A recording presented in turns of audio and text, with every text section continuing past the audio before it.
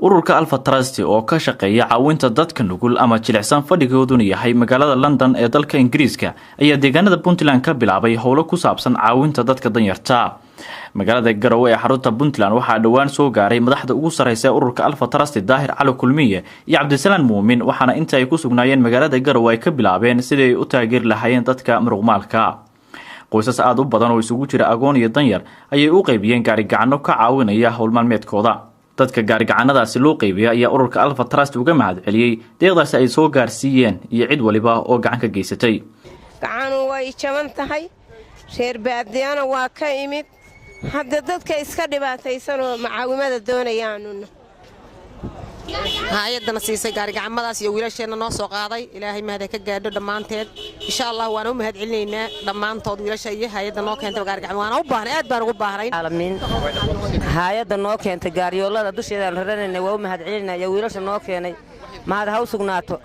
wixii kale oo khayr noogu daraana waa mahad ilaahigay maantii 10 kun aliga qaata gaari ha alibi maalina waa hela maalina waa wayna sax maalintii waa kuna aliga rabbiyo ilaahay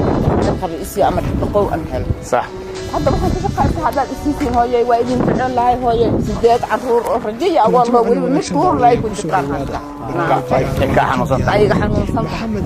hasa hadda waa ka sinan sagaal ka kuna wata waxaan hadda inuu ku lugeeyaan markaan dad muxsiniin lacag soo qaad maanta waxaan joognaa Garowe Soomaaliya meel badan ka qaatay waxaan rabnaa gaari cusub ku sadaqaysan dadka muxsiniinta soo dhiibtay. dhinaca kale ururka Alpha Trust waxay ka bilaabeen dhulka miyiga ah ee gobolka Nugaal qodis iyo dhisida cilal biyoodyo iyagoo ceelka ugu horeeyay ka bilaabay dooxada Cadadheero ee gobolka Nugaal. dadka deegaankan ayaa ururka uga mahad celiyay ceel biyoodyadan ay uga hirgeliyeen maadaama baahi weyn ay u qabeen. oo la hagaajiyo waxaan qabaa inuu naafacayo biyahaasna waa gudbayaan ceelka dhismihiisana waxay la tahay injineer baa la qashanayna laakiin shabaq biyo ka tusaaneen oo aan wasaqdi dhoobada bisnaad ugu noqday soo ugu wada noqonay xogaa kor uga dhisay afkooda hatta saa xogaa uga sareeyo waxaan u maleynayaa inaa wasaqdu gali ceelkii oo ka weyn waan u baahanahay waan naga xabaalan yahay idinkuna haddaan noo timaadeen khayr la hadisay noo hagaajiyo waastooyinkan noogu wada annaguna dee wixii magaranaysaa suu yahay dayactirkiisa iyo shaqadiisa iyo la kaalashada weydin la joognay.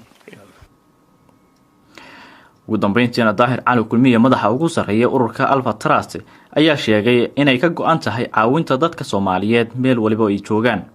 insha Allah ta'ala dadkeeni dibkan ayaa haysto odayaashani waxay dhaheen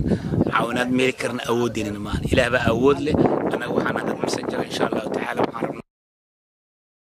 waxaan rabaa si inaan u mahad celiyo dhammaan shaqaalaha Hormuud ee hogaaminayaan madaxdooda sida sharafta leh inoo taageerihiin iyo shaqada aan qabanayno iyo macluumaadka aan ku shaqeynayno waxaan leenahay Hormuud wad ku maasantihiin sida u garab taagantiin Alpha Trust dhammaan. Cabdi Fataax Abdullaahi wararka TV-ga caalamiga Universal Garowe.